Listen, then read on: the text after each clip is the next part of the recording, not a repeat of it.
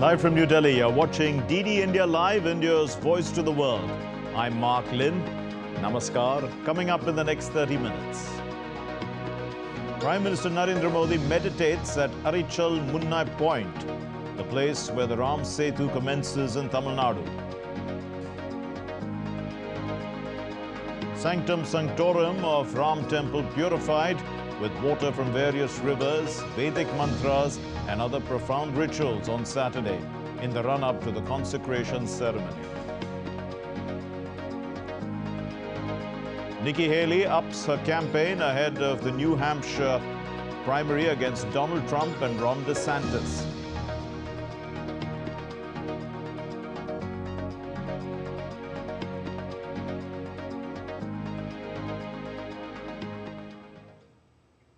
Let's begin with news related to the consecration of the Ram Temple at Ayodhya on the 22nd of January.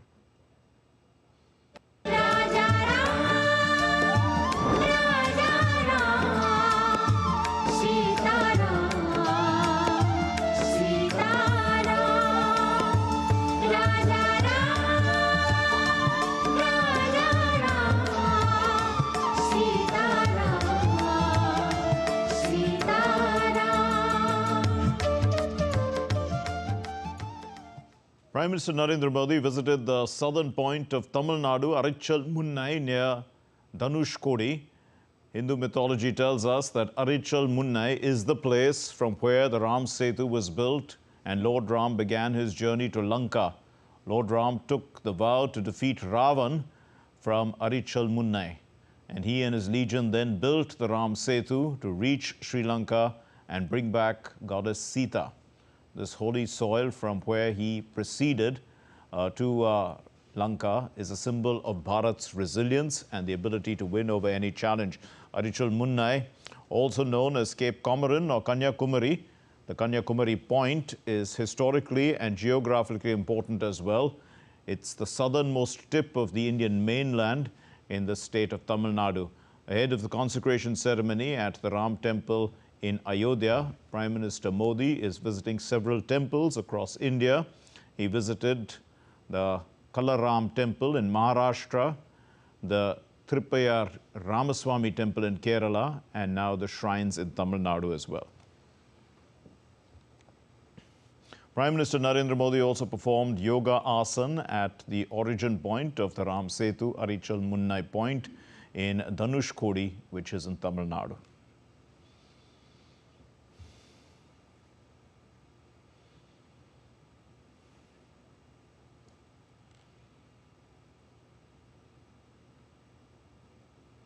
India's Prime Minister Narendra Modi addressed an event organized for the foundation stone laying ceremony of Kodaldham Trust Cancer Hospital in Gujarat. The Prime Minister said that healthcare models are revamped in the country with Ayushman scheme benefiting millions. Gujarat ने स्वास्थ्य के क्षेत्र में बड़े सुधार का model पेश किया है। यहाँ गांव-गांव में कम्युनिटी हेल्थ सेंटर्स खोले गए। आदिवासी और गरीब इलाकों तक स्वास्थ्य सुविधाएं पहुंचाई गई। गुजरात में 108 एम्बुलेंस की सुविधा पर लोगों का भरोसा लगातार मजबूती हुआ है। Preparations for the consecration of the Ram Temple in Ayodhya are in their final stages. The large-scale rituals and events commenced on January 16 with a 51-inch idol of Lord Ram set to be consecrated on January 22. At the Ram Temple on January 20, the sanctum sanctorum of the temple underwent purification with water from various rivers, followed by Vedic mantras and other rituals of profound significance. On January 21, the Madhya Divas ritual will take place in the morning, while the Shaya Divas will take place in the evening.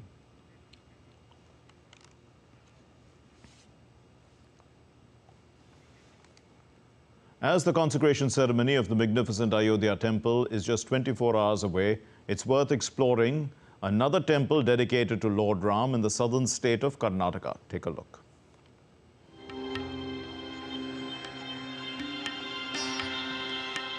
The Hazar Ram temple is an important shrine dedicated to Lord Ram, the revered Hindu deity.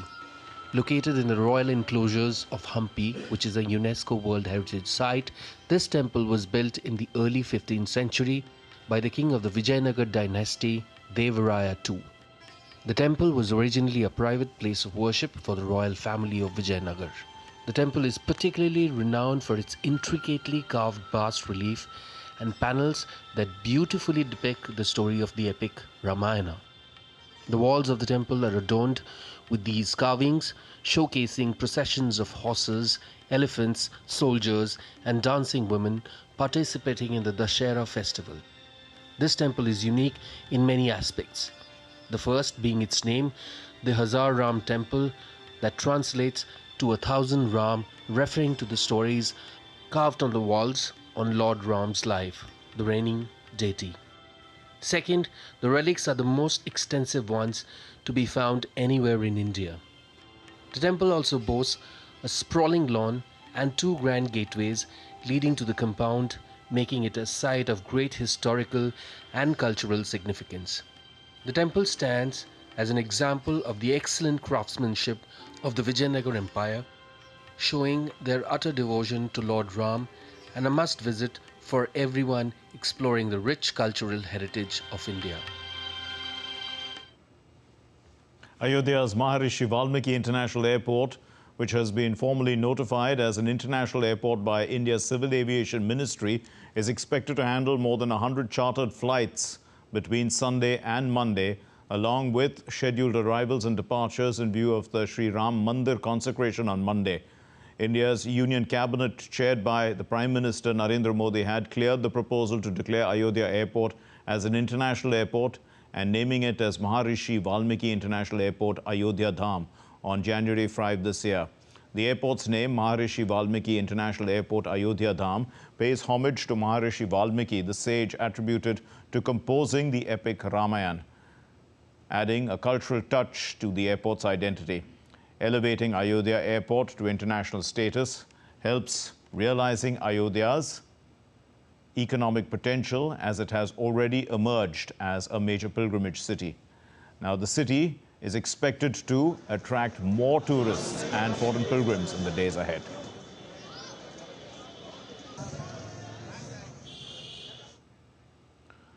Ahead of the consecration ceremony of Lord Ram on January 22nd, Janakpur, which is in neighboring Nepal, was lit up beautifully, and it showcased joy and love towards Lord Ram ahead of the grand ceremony. Since Janakpur is Goddess Sita's birthplace, the wife of Lord Ram and the Queen of Ayodhya, this lovely town of our neighboring country, Nepal, treats Lord Ram as their son-in-law.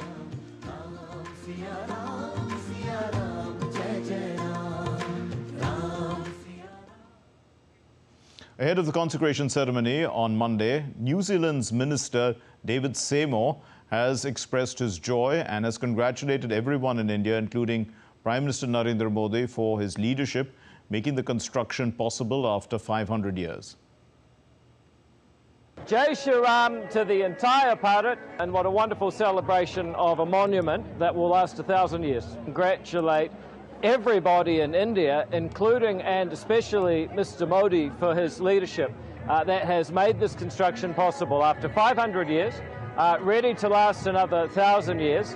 It's a testament to what people can do. So I wish Mr. Modi courage and wisdom as he helps over 1 billion people in India navigate the challenges of our world today. I hope that he will have strength and faith that allows him to see the challenges before they become crucial and wisely help the Indian nation navigate through them.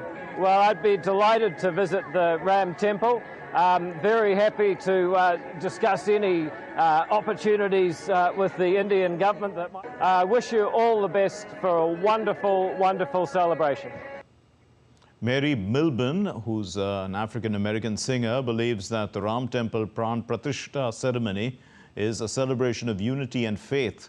She sees the beauty of faith in the coming together of people from all walks of life and making the ceremony a success.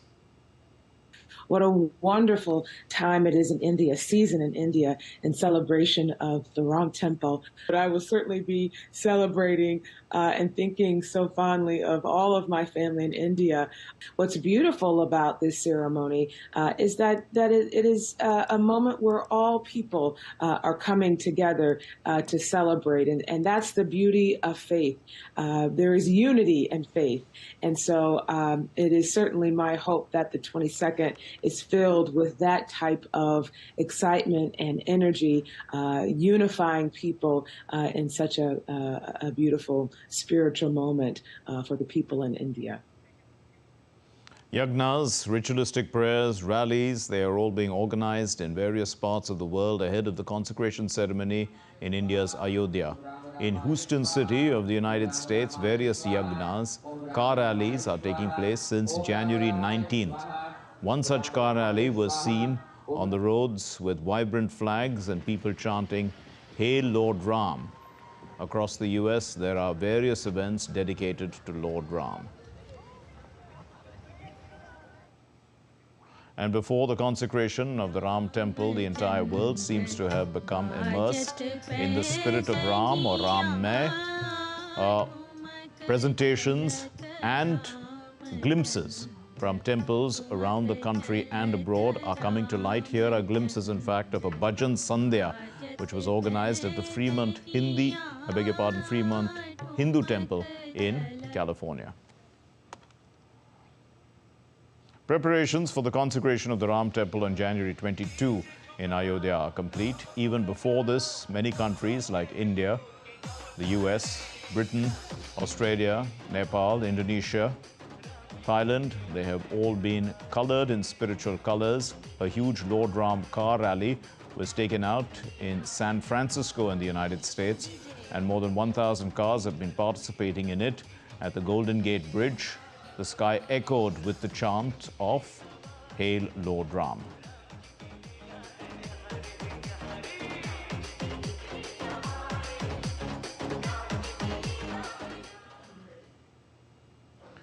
And in another show of devotion towards Lord Ram, a singer from Hungary sang bhajans in his lovely voice, another proof that Lord Ram exists beyond human barriers of place, language and ethnicity.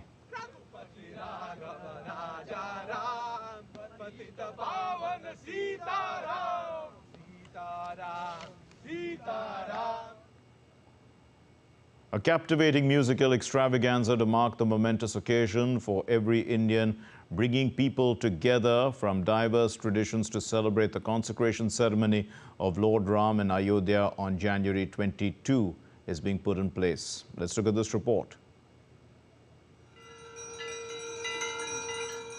Emulating the tradition and ritual of the Indian culture to divinize any good event or festival, an elaborate performance termed as Mangal Dhwani or auspicious tune will be played before the deity to radiate joy, auspiciousness and energy. Immersed in joy and devotion, the majestic Mangal Dhwani will reverberate in the temple complex on January 22 during the consecration ceremony of Lord Ram in Ayodhya. The mega musical composition will focus on the diversity of Indian culture, tribal representation and inclusivity of traditions.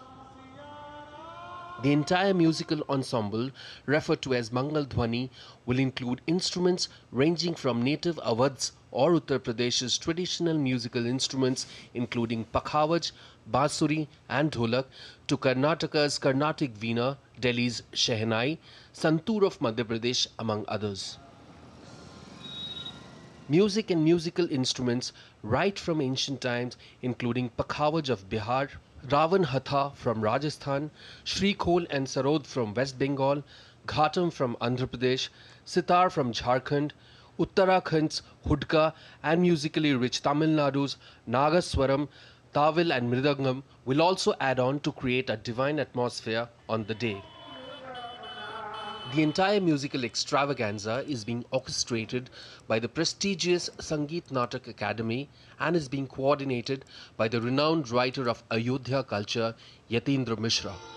A composition with over 50 exquisite instruments from different states of India will be played during the auspicious occasion.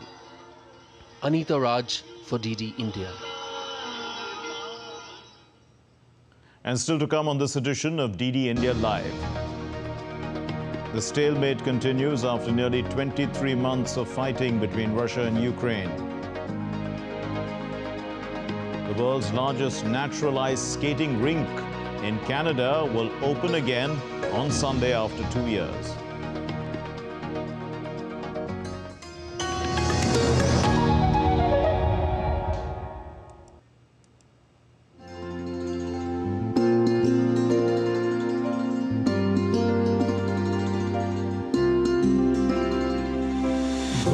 जैसे रहना व्याकुल ऐसे थे ये नैना व्याकुल भवन आए हैं भुवन के नंदन वंदन वंदन है अभिनंदन हमारे पूर्ण हुए हैं काम बना है भव्य प्रभु का धाम मिला व्याकुल मन को विश्राम अयोध्या लौटे हैं श्री राम अयोध्या लौटे हैं प्रभु राम अयोध्या लौटे हैं श्री राम अयोध्या लौटे हैं प्रभु राम अयोध्या लौटे हैं श्री राम अयोध्या लौटे हैं प्रभु राम अयोध्या लौटे हैं श्री राम अयोध्या लौटे हैं प्रभु राम हमारे पूर्ण हुए हैं काम बना है भव्य प्रभु का धाम हमारे पूर्ण हुए हैं काम बना है भव्य प्रभु का धाम मिला व्याकुल मन को विश्राम अयोध्या लौटे हैं श्री राम अयोध्या लौटे हैं प्रभु राम अयोध्या लौटे हैं श्री राम अयोध्या लौटे हैं प्रभु राम राम सिया राम जय जय राम राम सिया राम जय जय राम राम सिया राम जय जय राम राम सिया राम जय जय Ram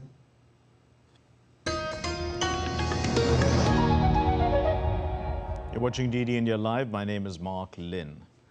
In Afghanistan, a tragic plane crash has taken place in the mountains of Thopkhana. The head of the Department of Information and Culture of Badakhshan, Zaibuddin Amiri, quoted by Afghanistan media, had said that the teams have been sent to the area to investigate the incident. The aircraft was an air ambulance and was flying from Thailand to Moscow and did refueling at Gaya Airport. Meanwhile, India's Civil Aviation Ministry on X clarified that the unfortunate crash that occurred in Afghanistan is neither an Indian scheduled aircraft nor a non-scheduled chartered aircraft. It is a Moroccan-registered small aircraft. More details are awaited. Some international updates now. A missile attack on an airbase in western Iraq has injured several U.S. military personnel, including an Iraqi service member. The attack has been carried out by an Iran-backed militia, the Islamic Resistance in Iraq, which has claimed multiple attacks against U.S. forces in recent weeks. The U.S. military said most missiles were intercepted, but some evaded air defenses. The attack is the latest in a series of attacks on U.S. positions in Iraq and Syria. News from the U.S. presidential elections now. In a final stretch of campaigning for the Republican presidential nomination, the former South Carolina governor, Nikki Haley, and the former U.S. President Donald Trump will make their closing arguments in New Hampshire on Sunday. The voters will go to the polls on Tuesday. Trump addressed a stadium full of cheering supporters in Manchester on Saturday night, encouraging them to go to the polls on Tuesday when the primary will take place. But he also appeared to shift some of his focus to the next major nominating contest in South Carolina in late February. So you need to get every patriot you know and turn them out to vote in record numbers. We have to not win, we have to win by a lot, because we have to send a signal in November that we're coming. We're coming. Meanwhile, time is running short for the former South Carolina governor, Nikki Haley, who served as Trump's ambassador to the United Nations, to topple the Republican presidential frontrunner after his victory in the Iowa caucuses underscored his dominance in the primary race. As a campaign rally in Nashua in New Hampshire on Saturday, Haley addressed issues like national security, immigration, mental competency tests for lawmakers. Now, despite expressing support for Donald Trump's policies and noting that she voted for the former president twice, Haley said that the U.S. would not survive a second Trump term. I voted for Donald Trump twice. I was proud to serve America in his administration. I agree with a lot of his policies. But rightly or wrongly, chaos follows him. You know I'm right. Chaos follows him. And we can't have a country in disarray and a world on fire and go through 4 more years of chaos. We will not survive it. Democratic Republic of Congo President Felix Tshisekedi took oath for a second 5-year term on Saturday in the capital Kinshasa, and after securing a landslide victory in the general elections which were held in December, his opponents had refused to recognize this election because of widespread irregularities, they allege. Authorities acknowledged that there were issues, but they dismissed allegations of stealing the vote. The ceremony was attended by African heads of state and other foreign envoys, including from the United States, China, and France.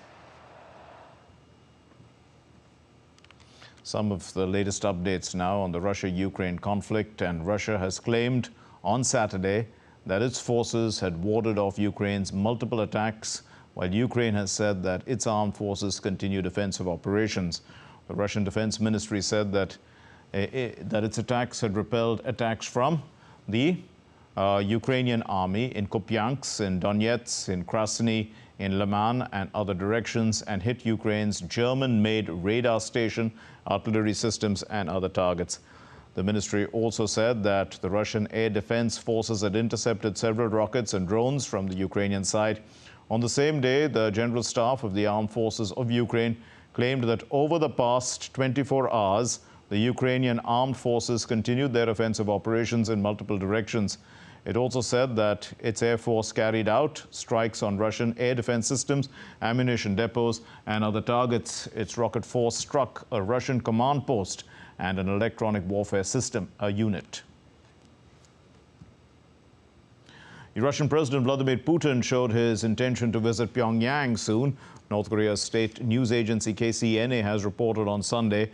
Putin also thanked North Korea's leader Kim Jong-un for his invitation to visit, as he met the North Korean Foreign Minister Cho Sun-hu, who visited Russia last week. Russia thanked North Korea for its support and solidarity in the Ukraine war.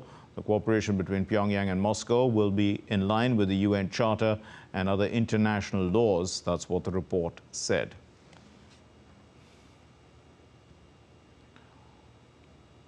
The U.S. President Joe Biden told the President Volodymyr Zelensky of Ukraine that the U.S. will not abandon Ukraine in its desperate fight against Russia, even as the Republicans, this is in the U.S., have signaled opposition to extending U.S.'s war funding. Standing alongside the Ukrainian leader at the White House press conference, Biden vowed that he will not walk away from Ukraine, and neither will the American people. Look where Russia is. Russia's lost 300,000 forces. I mean, we are now, if we don't lose our footing, in the most powerful position we've been since the end of World War II. We had that post-war period where we knew exactly what we were talking about. But now, think about it.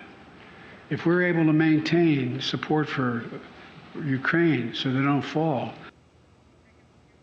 Canada's renowned Rideau Canal Skateway, the world's largest natural skating rink, will open on Sunday morning for the first time in 2 years. The 7.8 kilometer skateway, which first opened over 50 years ago as part of the UNESCO World Heritage List.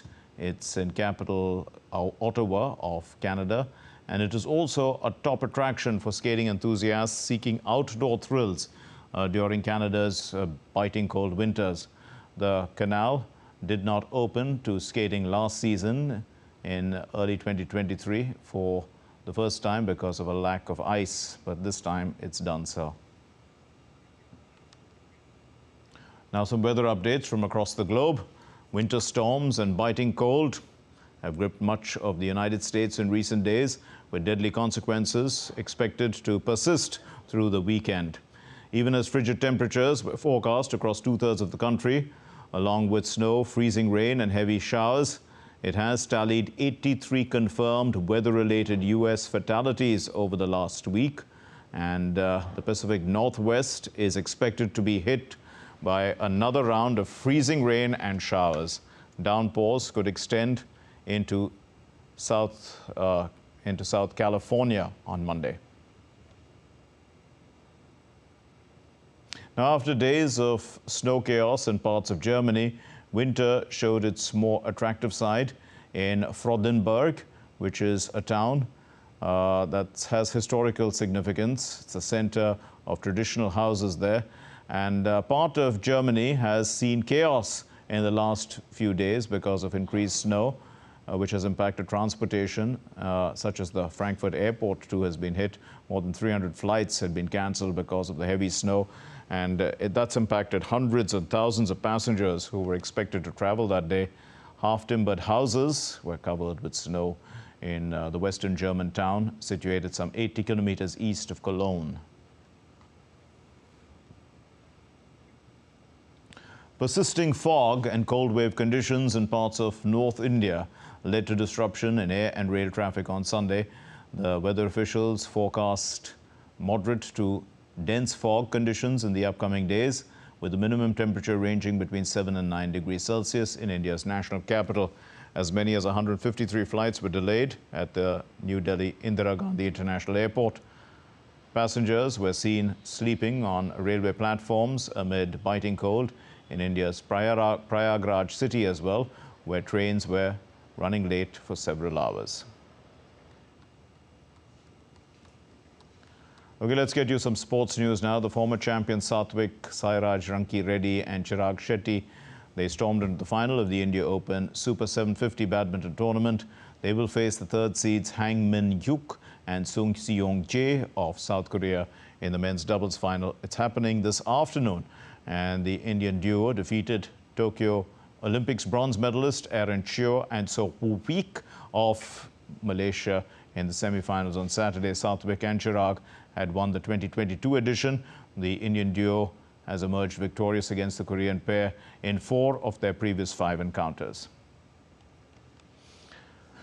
And HS Pranoy was outplayed by the world number 2 Shi Yu-ki of China as he crashed out of the India Open badminton tournament after a straight game loss in the semi-finals on Saturday.